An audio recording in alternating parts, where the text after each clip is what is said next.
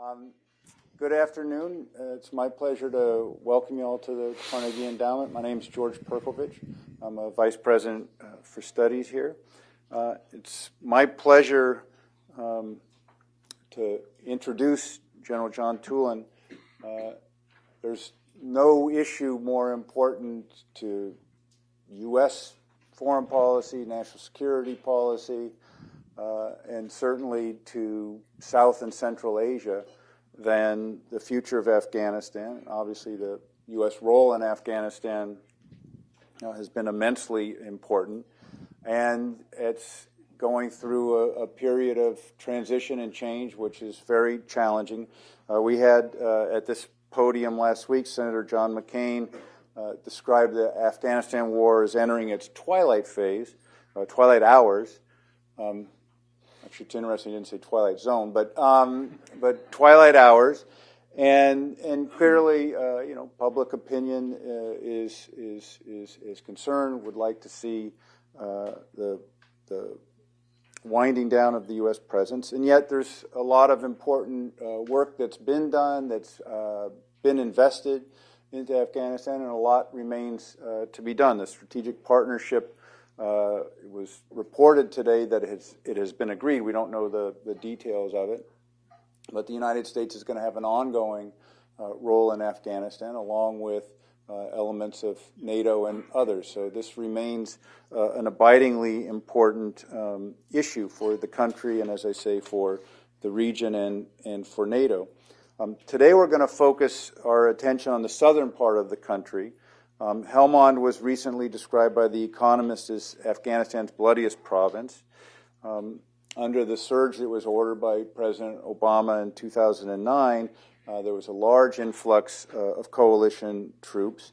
Marja, a city of less than 100,000, became a test of the counterinsurgency strategy.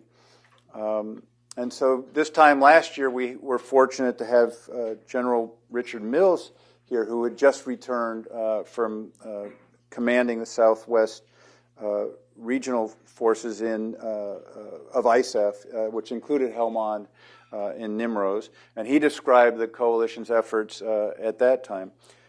Today we have the great fortune to be joined by his successor, General John Toolan, who is now commanding the 2nd Marine Division at Camp Lejeune.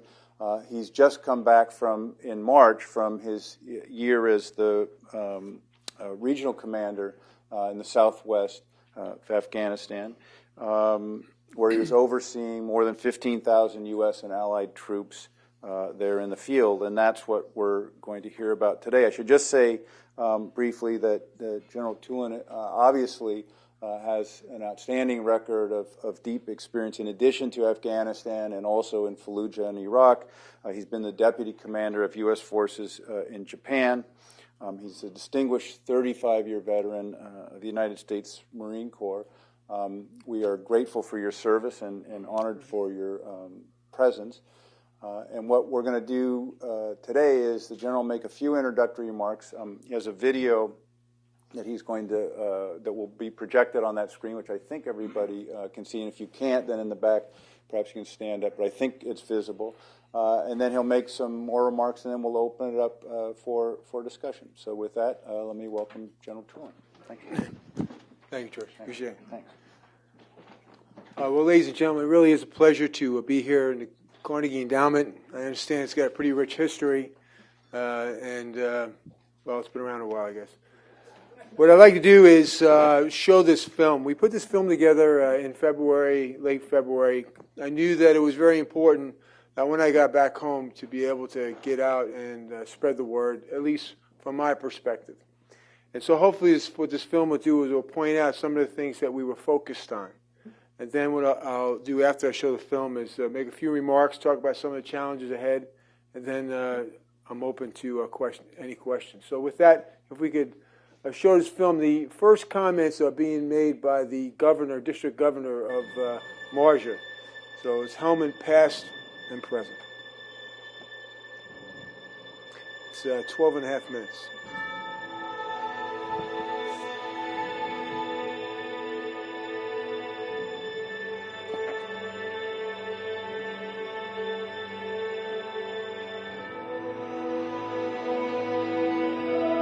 last 30 years, Afghanistan was deeply involved with the war, which is every household they lost their theirs, and in every household they lost one or two of part of their family, a member of their families, and they all got hurt badly. And this, this places was actually war zone, and this province, provincial province, was one of the war zone places.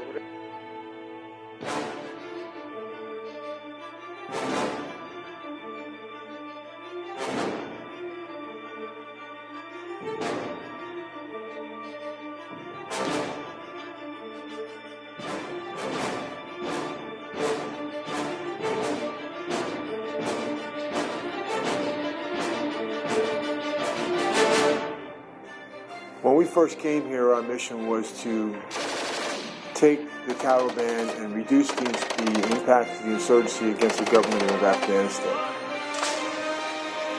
We've taken the fight to the Taliban, and the Taliban no longer can really engage the coalition forces here in Helmand province. The Taliban commander has been killed, and the rest of the Taliban have moved out to Yassim Shai. When we first pushed into Marja back in February 2010, it was almost like a ghost town, for lack of better words. When we showed up, told the people we were coming, there was no one there. The bazaars were completely empty. No one was around. After a few weeks, the people started recognizing that the Marines were there. They would come out. They would greet us. They started opening themselves up. And eventually, they started flooding in, performing their jobs within the bazaar. Almost a year later, almost to the date, it was actually a year and 2 months, I returned to Marja. This time, I found that the bazaars were completely packed full of people, almost like a city back in the States. The greatest improvement I saw was there were solar panels lighting the entire bazaar. When we moved in there, it was, like I said, a ghost town. There was nothing. And then all of a sudden there's paved roads and solar panels, so at night they can safely walk around with lights all down the main bazaar, which is that was pretty amazing. As you see right now today here, like more than 1,000 people are setting wooden reinforcements and resolving their problems with the government. This place has used to be the hub and the center for the terrorists or the drug narcotics center, Marja. But as of right now, today you don't even see the signs or effects of them here in Marja. Because you all are setting your people free here. Indeed, sir. We are together. Yes, we are together. You helping us, we helping you. Thank you. First time when we pushed up just north of here for the PB, and it was just completely empty, nobody here at all, not a soul around. And 2 weeks later, you pretty much got all this? Yep. Everything you see. I think the best way actually is to go down Highway 1 and see how the commercial trade has developed. It's really fantastic. So I think we have seen during the last year or so, and also during our tour, a decrease in kinetic activities. It's going better and better on the commercial side, and we see more and more capable and more popular governance within the city. Now the mission is changing somewhat. The mission is changing from what was our responsibility as coalition forces to engage the Taliban to now ensuring that we're backing up the Afghan security forces, the Afghan National Army, and the police, civil order police, border patrol, National Directorate of Services, etc. And so now we're in that advisor trainer mode. Been a rather significant shift for us in the sense that the ANA and the Afghan National Police have really matured greatly over the course of the past year. But more importantly, what really hurts the enemy is when we have freedom of maneuver on the battlefield, and at any one moment they could look behind them and there's a platoon or a company of Marines just landed from our helicopters. As you know, Taliban have had a large presence in Helmand for the past 8 years.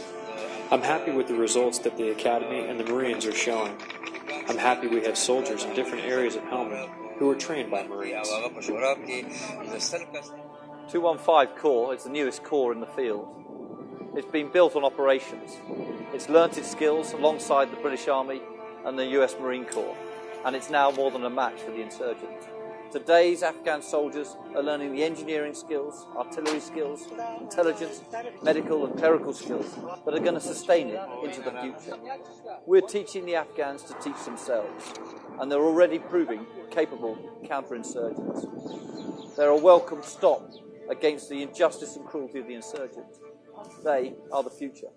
The ability for what General Nicholson and then General Mills and now General Toolan to have established those relationships with each of their Afghan counterparts. Each of those relationships has sustained the transition from each of those 3 Marine RC commanders.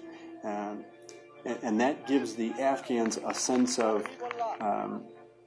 strength, knowing that that transition from one leader to another will endure. And that relationship that we've had with the Afghans has never wavered. But in addition, we're still continuing with our efforts in governance and development. So, for example, as many know, we went up to Carnegie just a couple of months ago. Why did we go up there? Because Carnegie stands not only as a symbol of Jaroa primacy, but it also is a symbol of American ingenuity and development. We needed to convince the citizens that there is some benefit to them siding with their government and allowing the government, quite frankly, to outreach to the citizens out in the districts. In really bringing agribusiness to the forefront within Helmand province, making farming and farmers more business farmers than just subsistence farmers. That and really getting a good grip and a good handle on the southeast power supply system and the efforts that are going to take place to repair and upgrade the Carnegie Dam. Just to give you an example of some of the things that we've been able to do since 2009, since the coalition forces and the U.S. surge began. I've told our Marines as they leave Helmand province and they go home after a rotation that not only have they contributed to the security and not only have they contributed to the advisor trainer role for the Afghans, but they've also transformed Helmand province in other ways. For example, from a commercial perspective, we've built over 1,072 kilometers of roads. Those roads are going to tie together all the major districts in Helmand province and allow the farmers to bring their produce to market. Instead of just subsistence and living off of it, they're now able to actually move that stuff around and sell it and make some money. We found that whenever we make a gravel road, a simple gravel road, whether it be up 611 or up what we call Route Red, I guess you could say freedom of movement. The first word, freedom, is really what we're providing. It gives them the freedom to choose what they're doing. It gives them the freedom to choose, like Jaroa versus the Taliban. Afghans are innovative people. They can fix things, they can repair things, they can recover things. So a lot of things that we're teaching them, we're not trying to force feed a U.S. model on the Afghan model. Because these gentlemen, when you go out in town, they have repair shops, they have body shops, they know how to fix weapons, they can do what they need to do. And they rely on supplies coming up from Guresh and Lashkar to make that economic engine go, and this will help that effort. As we get more connected to Lashkar, this will help governance so that the provincial government can come up and actually do the things that are necessary to connect the people to their own government. There has to be some alternatives to the growth of poppy. Poppy is something that is easy to grow, it requires very little maintenance, and it provides a lot of money. But that money doesn't go to the farm, it doesn't go to the legitimate people, it goes to the land mafia, those that are more concerned about making money than they are about taking care of families. But counter-narcotics has also been a big effort, and that's really been led by Governor Mangle.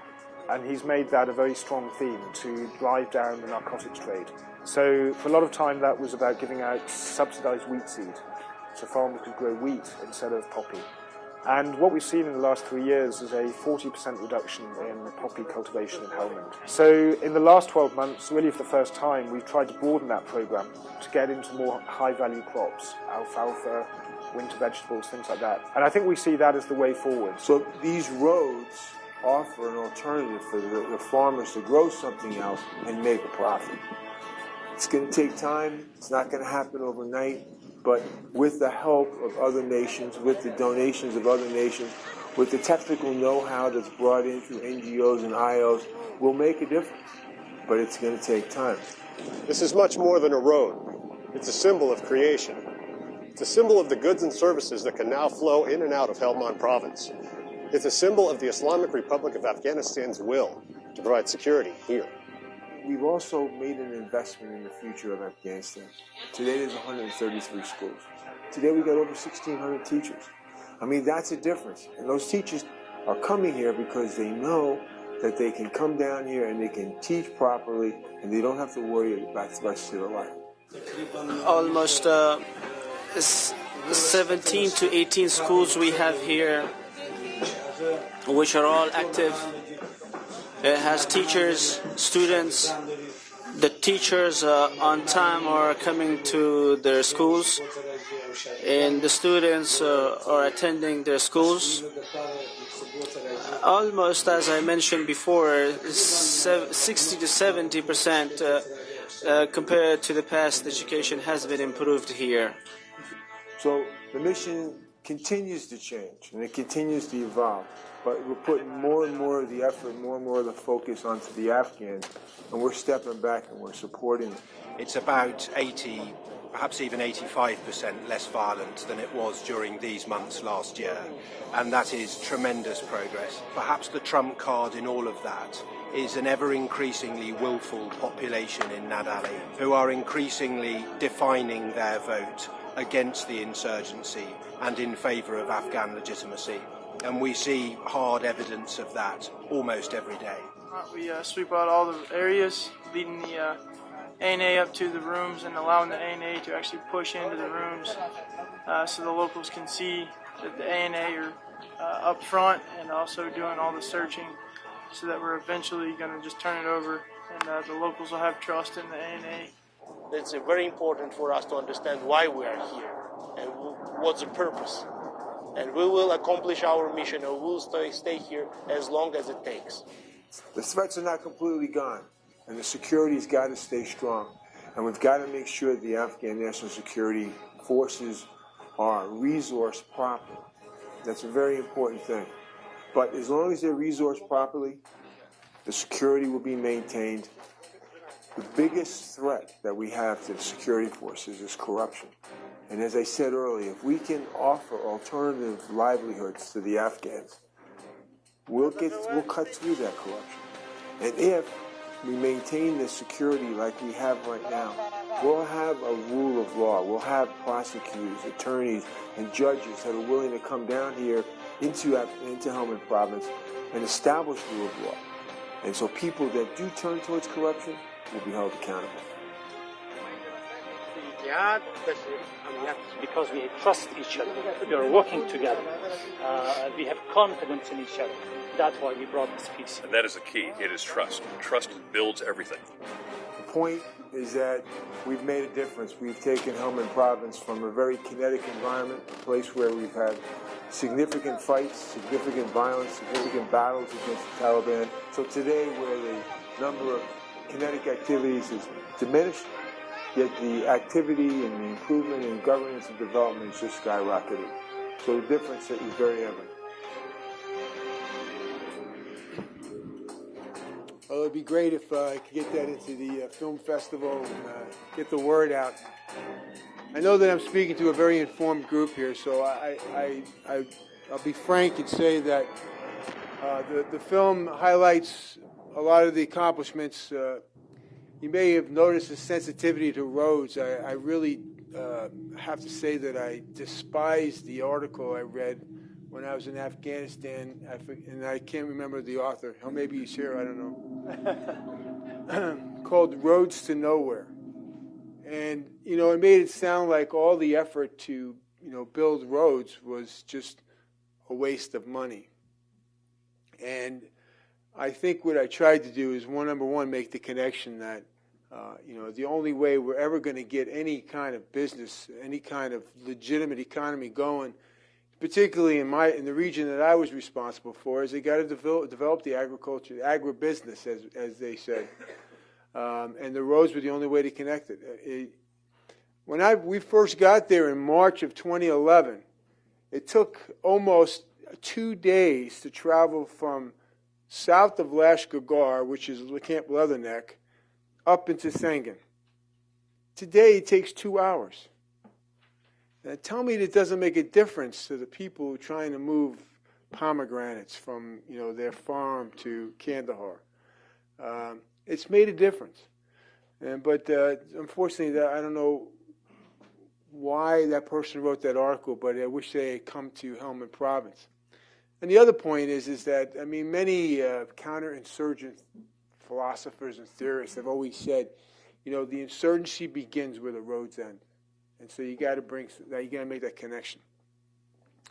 The other thing I want to say is that all that progress can just fall apart quickly. It's not permanent. People talk about irreversible. I don't think that you can make it irreversible. I think the progress is real, it's tangible, but we could lose it. And the biggest threat, as I mentioned in the film, is in corruption. And I look at corruption at two levels. First of all, there's corruption at the central government level. I can give you names of people. Sher Mohammed Akhundzada is a senator that is a close friend of President Karzai.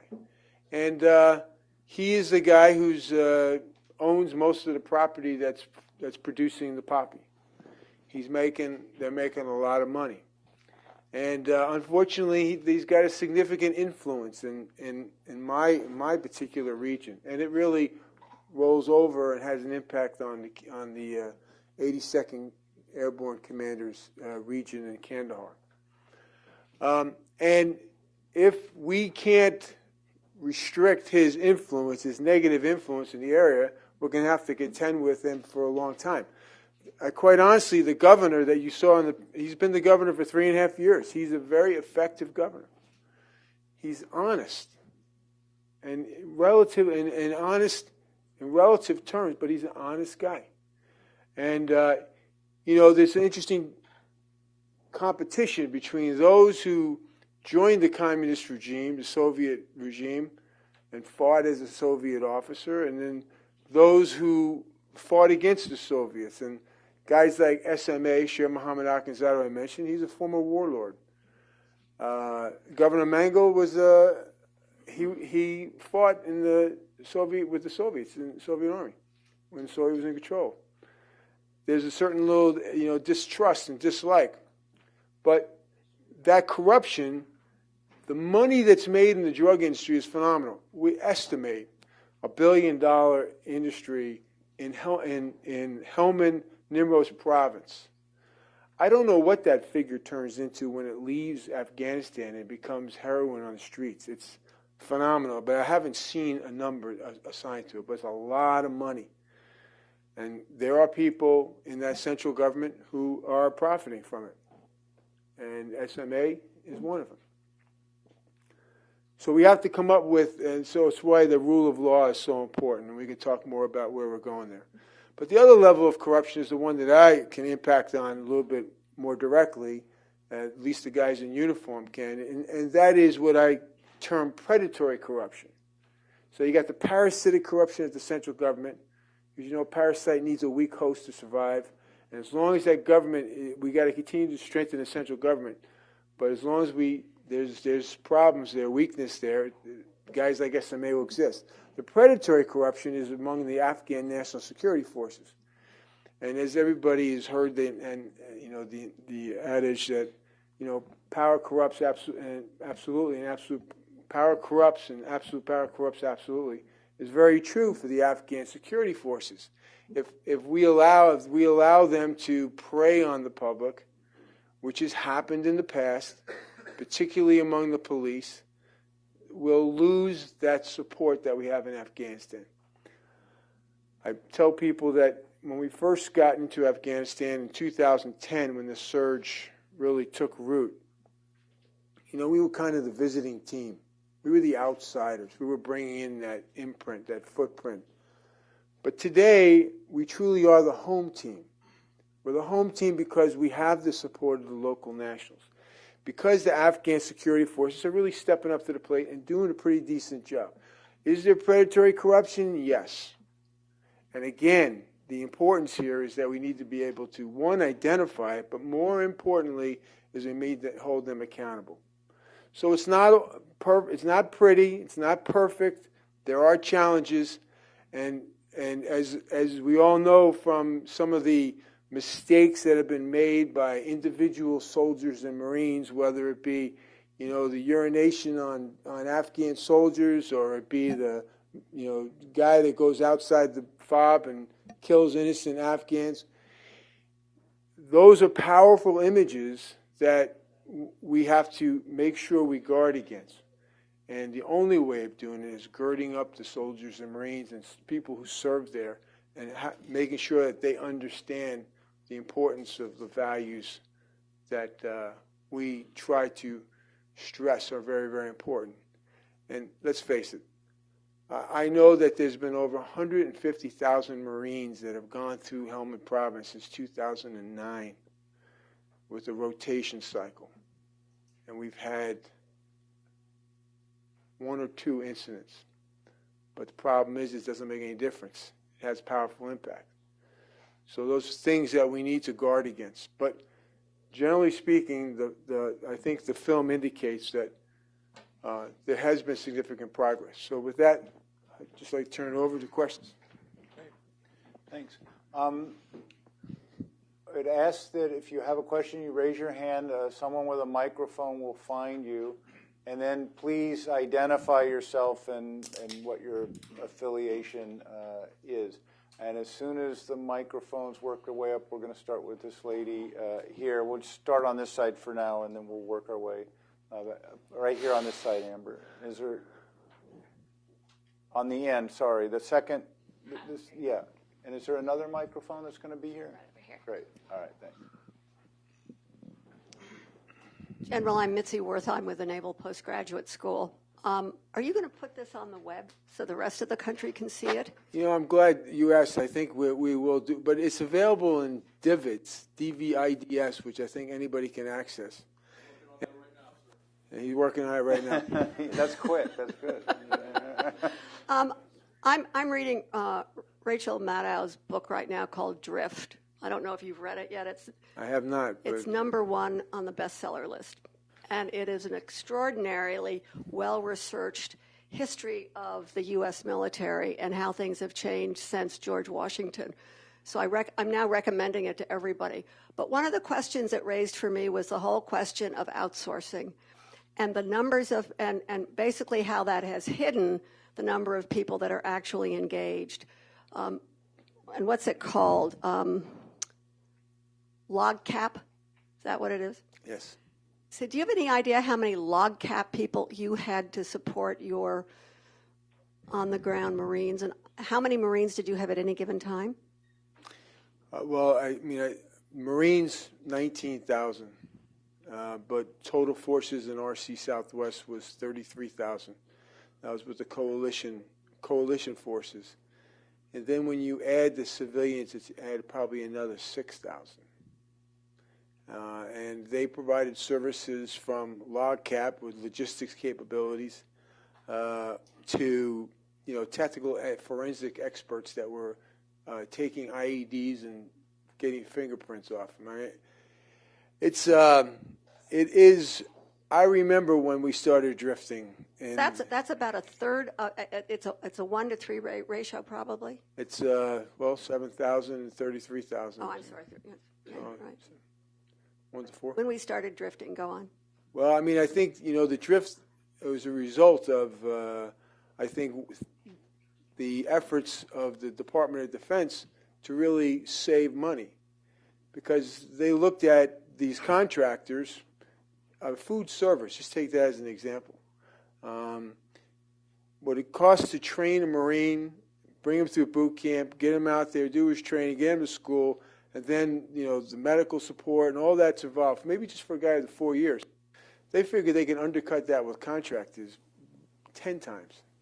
So now they bring in food service specialists and they hire out contractors. And now we don't have cooks. We'd have a hard time, getting back to that if we were to try. I guess, the question is, are we still able to do the job? Yes.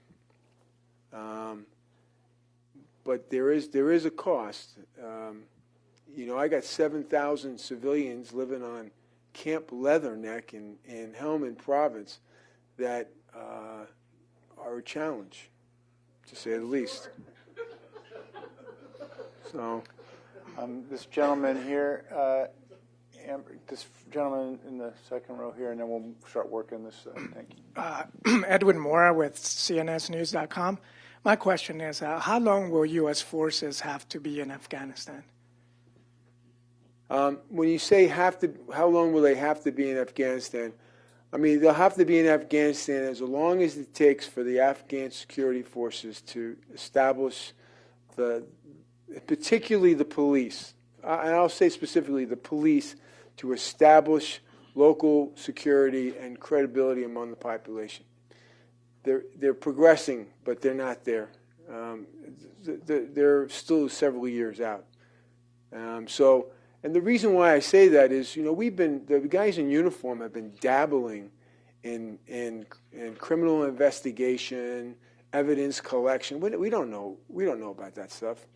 I mean, the reality is we know how to conduct combat operations, but that's a special niche, and the people that bring that are local or law enforcement professionals. Much like what we had in Bosnia, when it took a couple of years, and we realized we need to pool the assets in Europe and in the U.S. and bring law enforcement professionals to teach the police force how to operate in Bosnia, and then it took root. It really hasn't started yet in Afghanistan, but the Force Generation conferences that in the Chicago summit coming up in May, and that's going to be an issue that's going to take greater importance, is how do we get those law enforcement professionals into Afghanistan. And when that takes root, then I think certainly military forces will be able to back out, because the Afghan National Army will move to the periphery. They'll move to the borders.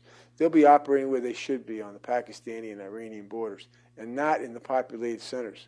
It's not a place for the military. It's a place for the police. Let's work these two here. We'll work our way back. Yeah, please.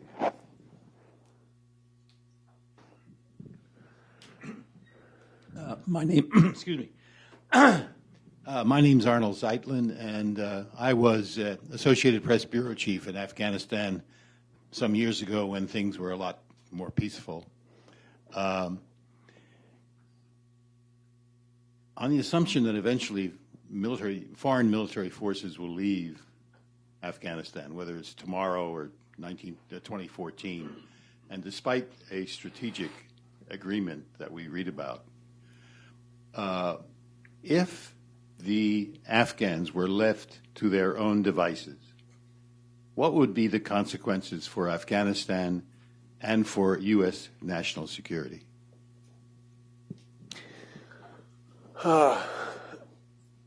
We intend to turn them over to their own devices here anyway, pretty soon.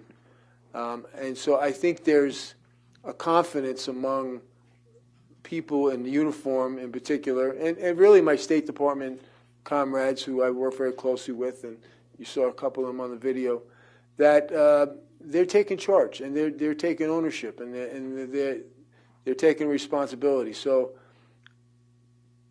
the variables that exist that will distort and disrupt that whole process is corruption. I think it's plain and simple. And at the central government as well as the local level. So I believe that if I didn't believe that, I wouldn't. I'd have a hard time saying that we had success in Afghanistan. I believe that the Afghans will be able to stand up against the threats that exist there. But corruption is the one word. So give the mic just so we pick it up on that. I basically mean between the Taliban and the present regime, or whoever comes after the election. More specifically, I will tell you... Can the two of them ever come together to create a viable Afghanistan? That taps in a couple of areas. I mean, I will tell you that the Afghan security forces are better equipped, better trained, and better led than the insurgency, Taliban insurgents are. That wasn't the case a couple of years ago. The senior leadership of the Taliban, they don't leave Quetta very often. And when they do leave, they're targeted pretty effectively. So the middle-level Taliban, who in many cases are really disenfranchised local people who, when they were fighting against Sher Mohammad Akhundzada and those authoritarian, totalitarian-type leaders, those warlords back in the day, they turned to the Taliban to protect their families.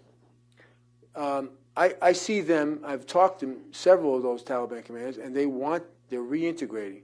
They're coming back into the fold to join up with the government. So I see that happening. We will never bring, I don't believe the senior Taliban leaders out of Quetta will ever really join or the government of Afghanistan. There will still be a threat, but it'll be a lesser threat because they won't have the support of local nationals, and they won't have local Taliban.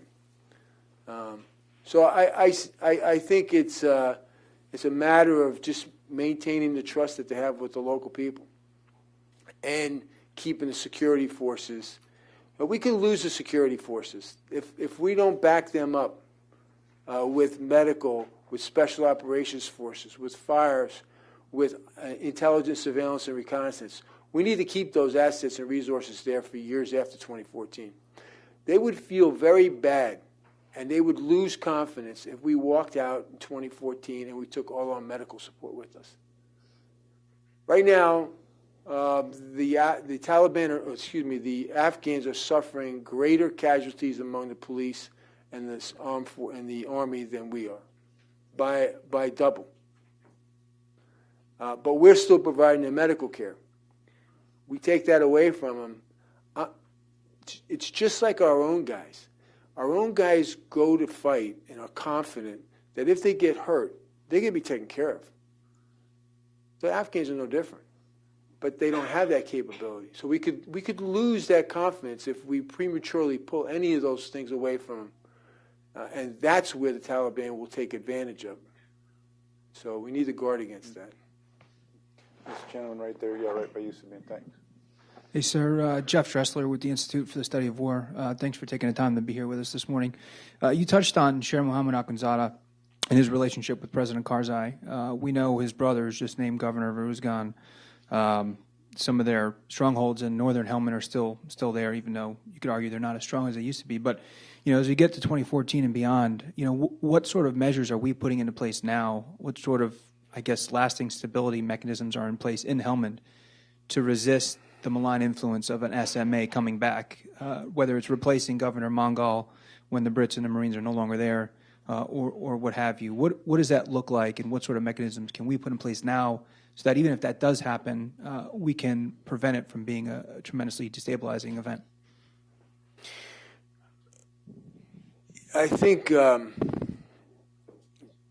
it's a challenge because he is pervasive. His influence is pervasive.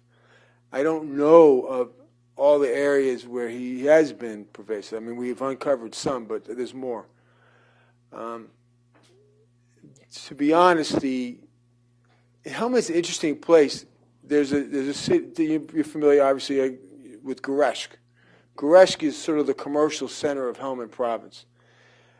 Gereshk has been was quiet for years.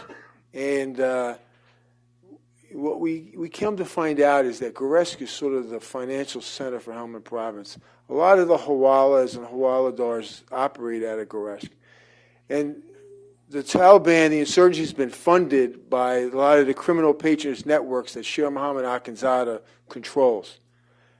The money goes through Gereshk. The Taliban insurgents have been funded by these guys. And basically what's happened over time is they've fueled the insurgency, but they've told them, don't come into Gereshk. Gereshk is our territory, criminal patronage network territory. Don't bring your problems into Gereshk. And what they effectively were able to do is keep the coalition forces out of Gereshk. And we were absorbed with fighting the insurgency in places around there, but Gereshk was untouched. What we're trying to do now is we're trying to, using Afghan Threat Finance Cell, using the Afghan narcotics interdiction units, using a lot of the Afghan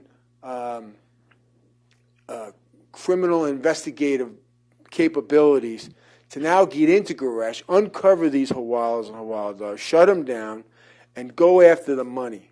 Because that's not only fueling the insurgency, it's been fueling SMA and other drug lords. I mean, that money moves so easily through that process. But that's coin 401. I mean, that's high-level stuff. And again, we can dabble at it, but we really need the experts to come in. And so we're working with Treasury and others to sort of do that. I think that's the way we can hurt them, is in the pocketbook.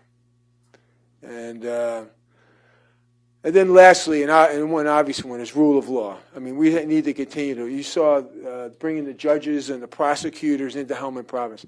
They're coming in now. We lost quite a few. They were killed, and they were brave folks. The situation is changing in Helmand, and they feel more comfortable. And so, if we get that rule of law system in place, that will also hold them accountable. Great. The gentleman there, yes, thank you, and then we'll work our way back up. Yeah. Thank you. I'm Pete Shetley from Brookings. Two quick comments to which I'd appreciate your thoughts. One is, I was active duty Army during Vietnam, and much of your presentation just brought back all kinds of memories, with the senior brass saying how great everything was, getting better every day in every way, and on the ground it looked totally different, and the message the American people got through the media was totally different. So, point one, tell us how this is not a repeat of Vietnam. Point two is, as long as Karzai keeps making his fairly strong anti-U.S. comments, I see the chance of congressional support for spending money in Afghanistan as zero, not close to zero, but zero. And you described the importance of continuing to support the Afghan army with budgets and so on. If Karzai doesn't change his tune, that's never going to happen. So don't we have just trouble ahead? Well, those are some tough questions. Trying to make any comparisons between Vietnam and Afghanistan would be difficult. Except that if you take the long-term view in Vietnam, and I had the opportunity in a previous job in OSD to address the families of MIA and POWs from the Vietnam era. And people have a tendency to say, well, you know, it was terrible. You failed. You got the wrong perspective of what was going on the ground. But if you look at it in the long term, and if you look at the what do we call it, the dragons of Asia, and how successful they are today, Singapore, Malaysia, Indonesia, those places, you can attribute an awful lot. And I personally heard the president of Singapore say that because of the efforts in Vietnam, although it wasn't recognized in the short term, in the long term, that's why those countries are successful, because Vietnam kept that communist role from moving further, and those countries grew as a result of it. So it's a long-term thing, and maybe it's true, maybe it's not, but certainly the president of Singapore believes that to be true. What did we go to Afghanistan for? We went to Afghanistan not to stop the narcotics trade, really not even to build that nation. We went to Afghanistan so that we could prevent Afghanistan from being a safe haven for terrorist activities. I mean, if you judge it on the original merits of why we went there, so far it's been relatively successful. It has been costly, and just like Vietnam was costly. And the only way, in my estimation, and again I'm tainted, but the only way to honor those sacrifices is to stay the course and to see this thing through. We've got a deadline, 2014. We established it. We're drawing down. We're doing everything the president mandated. And we need to see it through, I believe. And there will be some residual forces that will stay past 2014. As I mentioned, I mean, I think we need to provide medical support. We need to continue to provide special operation forces for mentoring their special operation forces, because special operations forces don't come easy. You know, it takes several years to get there. we need to provide intelligence, surveillance, and reconnaissance for them. And, that medical capability is critical to, so we need to stay beyond 2014. But otherwise, we're coming out of there. We've met the numbers. It was painful. While I was there, I drew down 3,000 Marines within 3 months, and we're drawing down from approximately 19,000 to 7,000 by September. It's a huge change. Didn't know when I was going in there that I was coming down that steep, but I guess we were the product of victims of our own success. General Allen, the ambassador, looked at Helmand Province and said, "Hey, things are going great down there. The Marines doing a good job. All right, we'll cut them." So, and as I look at it, he's right. But as I said earlier, I mean, it's not irreversible. So I don't know if that answered the question. That was a tough one, but. What about Karzai's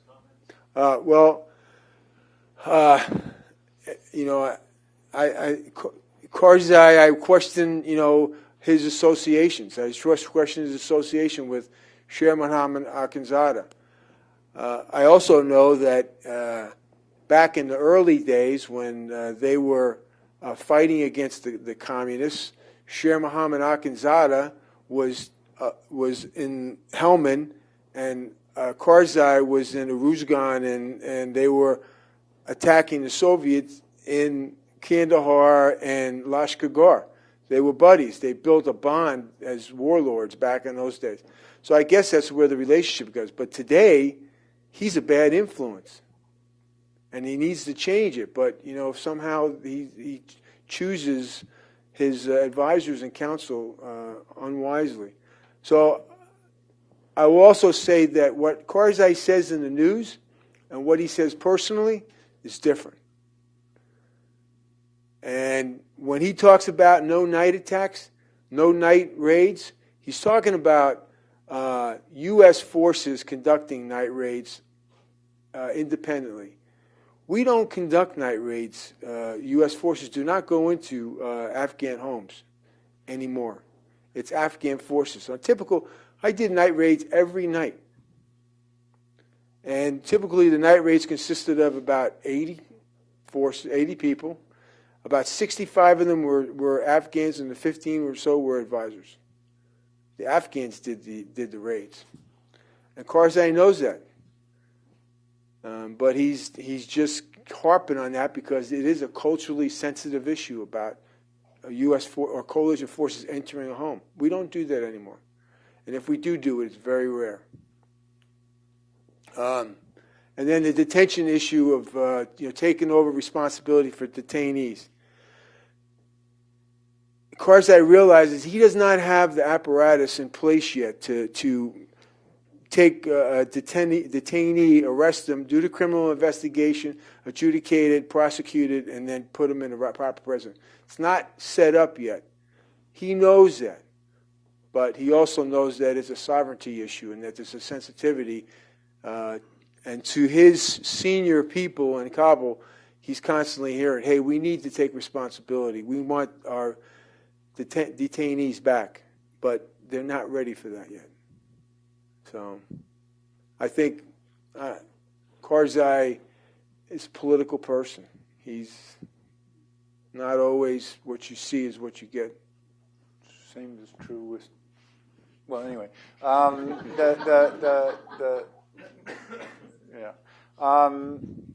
let's see, this gentleman here, and then we'll go to this lady here. Thanks. Sir, good morning.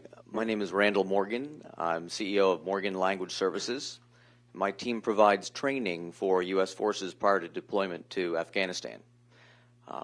Specifically, we employ and manage a few hundred Afghan role players that populate mock Afghan villages down in Playas, New Mexico.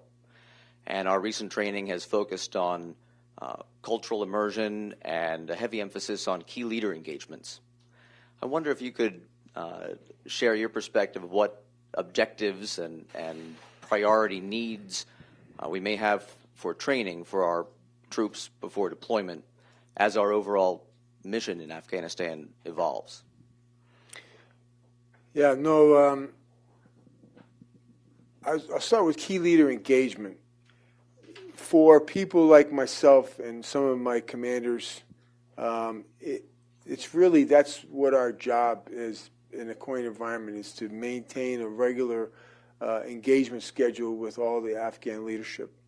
It's very important, and so understanding that environment.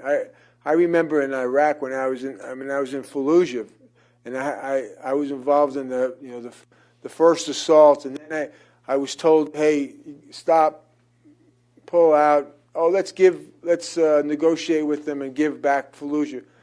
It was hard for me to accept, and but what I realized is I actually came back from Iraq and I went to Command and Staff College, and one of the first things I did was I instituted a program where the officers understood what negotiations were all about and how to negotiate. And, I used a book called Getting to Yes, but sort of just how that works, because we were thrust into that environment. So understanding key leader engagement, understanding the nuances, and I learned that word nuance working in the Pentagon. But as a verb too, as right? A verb. So I think it's very important. The role players, it's interesting because now in training, and this is, I'm glad that you asked that question, because I was just down watching one of my battalions that's going to Afghanistan go through some scenarios. It's no longer the U.S. forces out front conducting business. Now they have to step back, and so what you now have to work with is and it's very difficult to find the leverage points to keep the Afghans, first of all, wanting your support, because if you don't have anything to give them, they say we can do it on our own. But understanding that is very important because that's what we're going to be doing for the next couple of years. So it's I don't think that we can, and this is probably from somebody like myself who's had challenges in learning languages. It's very hard to really run Marines and soldiers through language training and expect them to actually use it effectively. You're going to know some words, and that's appreciated, but to really in-depth know the language, you got to have native speakers who are really from that area, and that's a commodity that is sometimes hard to come by. Just in Leatherneck, right before I left, and of course too, vetting through this process is challenging. But we had one of the interpreters, a native, who stole a truck and tried to run over my replacement, lit himself on fire, and he wasn't too smart. But I mean, so the interpreter was who lived right there turned, so we have to watch that. But anyway, I think it's extremely important: cultural awareness, cultural understanding, and language capabilities, and knowing how to negotiate and talk to them in key leader engagement is critical. This lady here, right by Sabine. Hello, General. Sarah Bumstead. I actually met you out in Nautilus when you were out there to visit with General Allen. And a couple of things just sort of looking at, in light of transition, in light of the Civ-Mil relationship, which I think was really improving out in Southwest over 2011. As your forces are drawing down and our civilian presence is starting to shrink a little bit too, how do we better prepare the civilians who are getting ready to go out to the changing military situation in terms of our freedom of movement is now going to change? On another side, I'm pretty sure that it was Michael O'Neill who referenced the food zone in Helmand and how that has had a significant impact on poppy growth within the canal zone, but it's now been moving out to the desert areas. The political advisor that I worked with from the Brits in the district, we were looking at how to actually engage the desert population and bring them into Jaroa, because none of the foreign programs could accommodate them because they were not legal.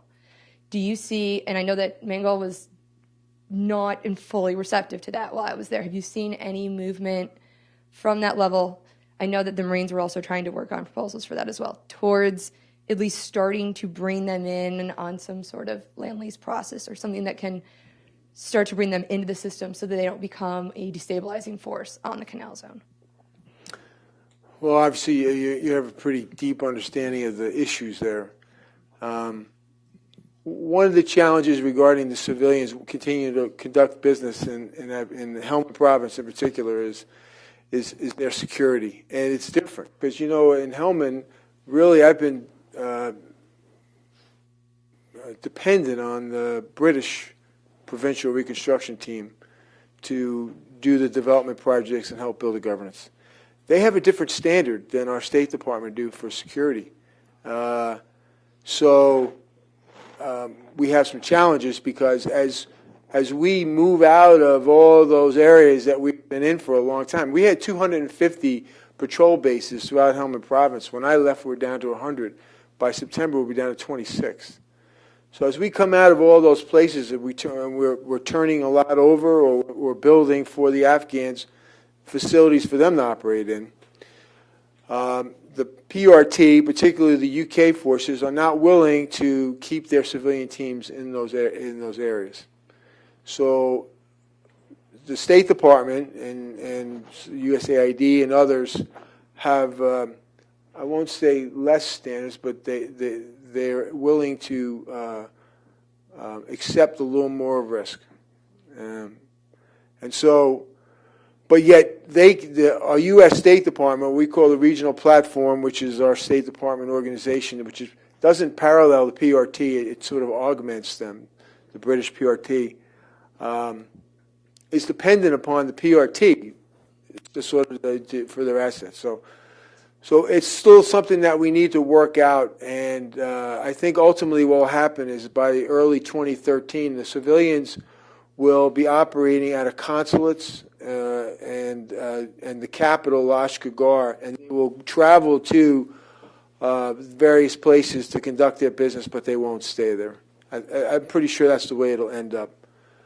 But the other issue you brought up is way, way complicated, and we didn't solve it. We didn't even come close. And that's the whole issue of land ownership. There isn't really a very good historical file of who owns what land. First of all, it's been so confused over the years. So what happened was many of the big power brokers took land, and so now for the past 10 years or so, it's sort of, well, they occupy it, they own it.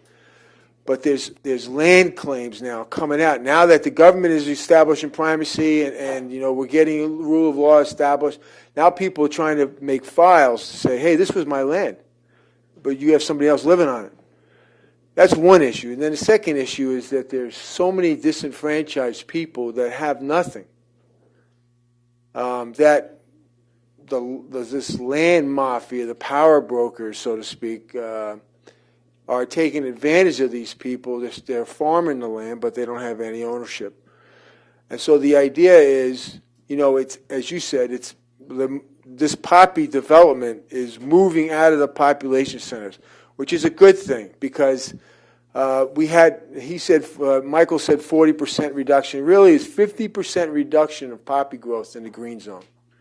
And that's the result of a lot of the efforts of the PRT and regional platform to provide alternative livelihoods so that they could grow other things. And so the land mafia, the illegal people, have taken land, graded it, and, you know, threw their tractors over it, groomed it for growing poppy, built wells, and provided seed, and then brought these people in to farm it, taking it from planting to harvest. But as soon as the harvest is over, these people will get a few bucks, and then they're off the land. So what happens is, this is complicated, but now the government-led eradication program, which is the governor and his forces taking tractors and going to these poppy growth areas that are now out in the deserts and mowing it over, just destroying it. And the only people that really are adversely affected are the people who are farming it, because the people with the money still are going to have money. By doing that, we take those disenfranchised people and we say, okay, everything's just been taken. You know what? I'm going to side with the Taliban. I'm going to allow them to come into my area, and I'm going to make it a lot more difficult for everybody. So now they owe to the Taliban. They don't have much anyway, but now they owe to the Taliban, who are now providing semi-security. And what we're trying to do is address the problem at the next level. We're trying to go after the criminal patronage networks that are funding this poppy cultivation in the deserts, and trying to avoid. Governor Mangal has agreed that he would not take everything from these subsistence farmers, and that the effort would be to identify and locate the Taliban operating in the desert. We'll see how successful it is, but I think that this year, when you look at the green zone and the poppy reduction, it's going to be even more. I would say another 15%, but it's moved out to the desert. But that's a good thing, as I said before, because now we've isolated the insurgents from the population. We've taken their anonymity away, and we've made it harder for them. It was easier to plant IEDs and things in a populated area. They could show up. Is he planting an IED or is he digging? But we're not in a desert, especially with our ISR capabilities. We're pretty sure what they're doing. And so in the long run, I think it'll be effective. But right now, there's still some unfair suffering with people who don't have land. That's a tough one. Yes, in the back. Hi, General John Patton. I used to be with both Department of State and USAID, and was at the Kandahar PRT in the early days, then Regional Command South. For the past 5 years, I've been a CivMil trainer, whether with civilian units like the platform folks or military battalions. And actually, that's the level I'd want to ask you about, the PRT level on the way down. We were out training some of the battalions from the 1-1 out of Fort Bliss this past month, and one of the command sergeant majors was under the impression that PRTs are transitioning to PATs and DSTs transitioning to DATs, District Assistant. Could you, because I don't know those acronyms, could you?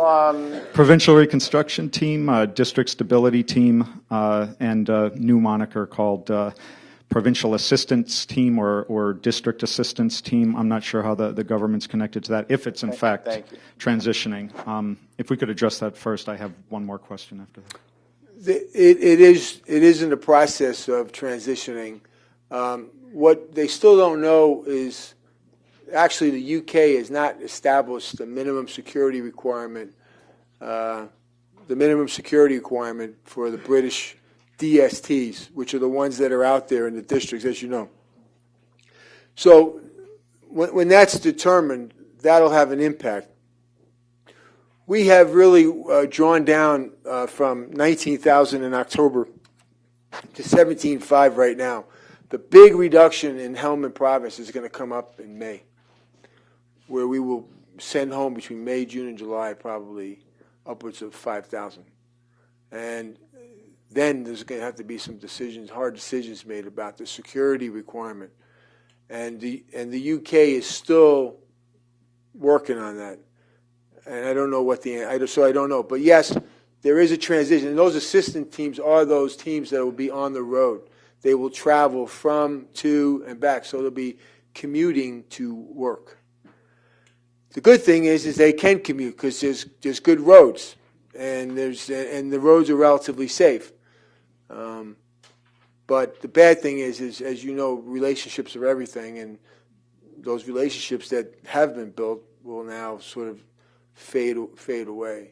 Thank you, sir. And if I could just ask a follow-up question, it's actually a follow-on to the two previous questions. It's about the mission of a maneuver battalion, because some of these guys are asking me the questions, and they're a little confused on the mission as far as, okay, I'm telling them as a civilian, you're not in the governance lane, you're not in the development lane. We have a lot of programs put against this.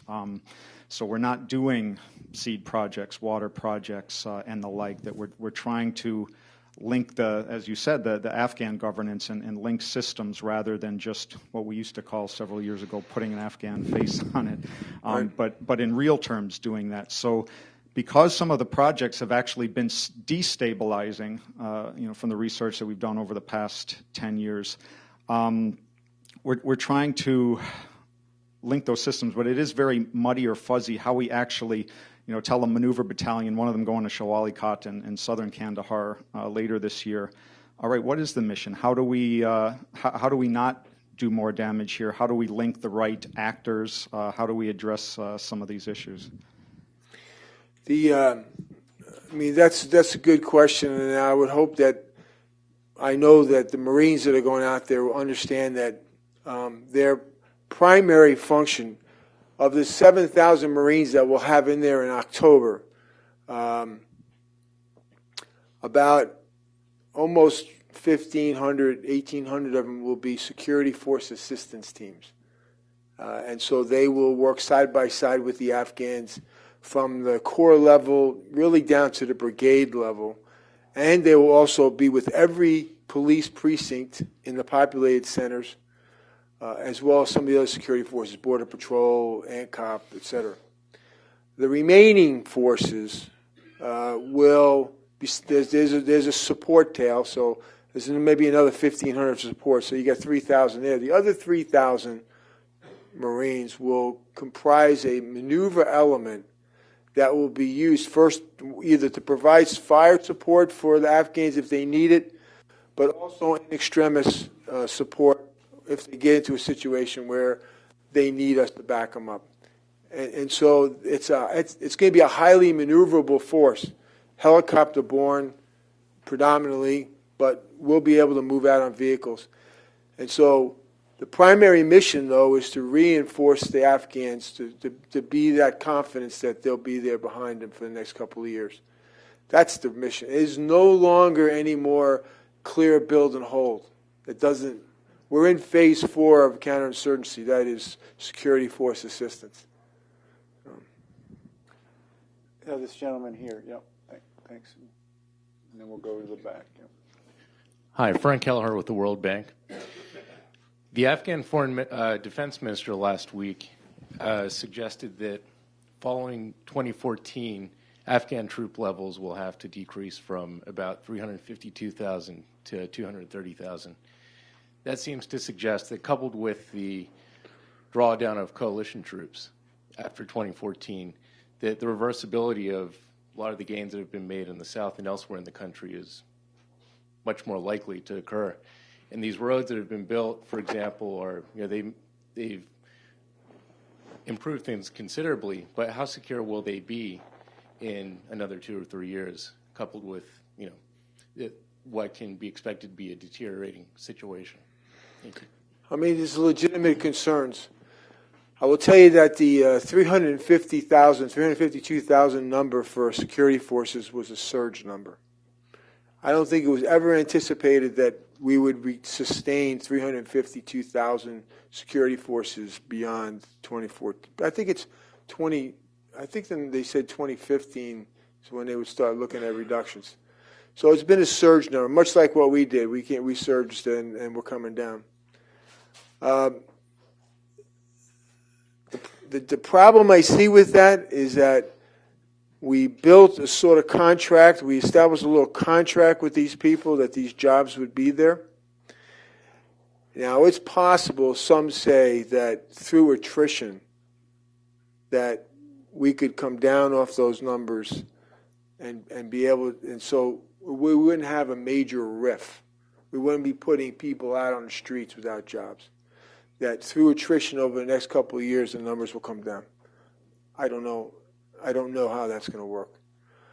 But we can't, the last thing we should do is disrupt that contract that we have with those people who have really bravely committed to serving either in the police or the Army. There's never going to be enough police or Army to provide security on all the roads. We don't have enough now. And what we have to rely upon is the local governments taking ownership of those roads. And I believe it's possible to do that as they see the benefit the commercial and economic benefit that those roads provide them. And that's not an easy task, but there are places, I can tell you up in Musikela, up there in the northern part of Helmand province, where when we finished the road that connects Musikela with Garask, when we finished that, price of gas went down by 70%. I mean, food products were able to be moved. People were making money. They want that road, and they're investing in it, and it's making a difference. So the security forces won't be able to protect them all, and you're absolutely right. It is something to be concerned about, but I think the local governments can take that ownership. So there was somebody in the back. Yes. Rosemary Reed, citizen with DC Historical Society. You mentioned heroin poppy twice, and I know it might not exactly be your area, but where is that market, Europe or United States? And do you do any kind of work to lower our need for it or intervention there? The narcotics industry is an interesting challenge for us there. We are not there to reduce or eliminate the narcotics industry and the impact that it has on the United States. It's said that really the impact of Afghan poppy, heroin, has less of an impact in the U.S. as it does in Europe. I've heard various percentage numbers, but 70% of the heroin that's running the streets of Europe coming from Afghanistan for sure. It's the reason why the UK, to be honest, and politically, they were in their discussions with their people about why are they in Afghanistan. One of the elements that they raised several years ago was that they were there to go and try and reduce the impact of the narcotics industry from Afghanistan in the UK. But we're not necessarily winning that battle. There's still a lot of opium being harvested and then heroin being produced. Most of the pure heroin is being produced outside of Afghanistan. I've worked with the DEA very closely while I've been in Afghanistan. They're doing a great job. They're working and training with the Afghan Narcotics Interdiction Unit. It's growing. It's having a positive impact. It's keeping people like SMA on the run. But we're not going to be able, we're just going to be able to scratch at the surface. We interdicted $78 million worth of opium between October and March of this past year. I thought that was a lot. We had some great successes. But, I've been brought back to reality when I speak to the DEA guys, and they tell me, well, that's only about 12% of the amount of opium that's being moved through Afghanistan in and out across the borders. So we're just scratching at the surface. It's interesting that, and some of you may know this, but in 98 to 2000, there was zero poppy grown in Afghanistan. The Taliban dictated that there would be no poppy because it was a violation of the Quran. Somehow, people didn't grow poppy. I think the Taliban realized, though, that, when I say Taliban, I'm talking about the radical Taliban. I mean, there are religious Taliban who are legit, but the insurgent Taliban, the religious Taliban said no growing of poppy, and the people listened. But then the insurgent Taliban, the ones that are living in Quetta, realized, hey, if we're going to fuel this insurgency, we need funding. Drugs provided that for them. I don't know what the answer is, except that we're sort of scratching at the surface, but eliminating drugs was not our objective. I think the UK identified it as an objective, so they got a little bit of they need to explain to their public, hey, we're not getting there. So I don't have the answer to that one, but we've been fighting that one in Mexico and other places. We got this lady and that gentleman behind, and then I'll see. We may be running out at that point, so that's all I'm going to promise. I'm Ayana Najuma with Lincoln McLeod. Just want to follow up on Rosemary's question. How are drugs impacting the country itself, though? you're talking about Europe and the U.S., what's happening in country in terms of drug use? And I know that's not your area, but there are a lot of the local subsistence farmers that are harvesting the poppy that are growing addictions to heroin, to opium. Just clearing those, going through the process of scoring the bulbs and all that stuff works its way through. I mean, so they have an addiction problem. And the ulama councils, particularly in Helmand province, are on a mission to prevent children from doing the harvesting. But they're a great resource for labor, and so they're out there doing it. And they're developing addictions.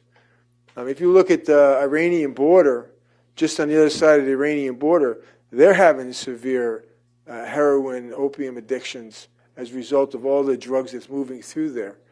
So it's having societal impact, and the people know that they would like to get rid of it. It's one way of attacking these criminal patriots networks who are benefiting from the drug industry, but it is a problem. And that's the reason why they're developing interdiction units, sort of a DEA-type organization to go after it. This gentleman here to wrap up, please. Yeah, thank you. My name's Larry Cohen, former State Department, served on a couple PRTs. First of all, I want to correct a misimpression you may have given. I don't believe the Taliban eradicated or stopped poppy cultivation out of the goodness of their hearts. It was more a supply-demand issue. They were sitting on a lot of stock, and the prices had collapsed, and they wanted to force the price up. So it's a glass half full, glass half empty perspective, but you're right. I mean, I don't know which is true. Okay.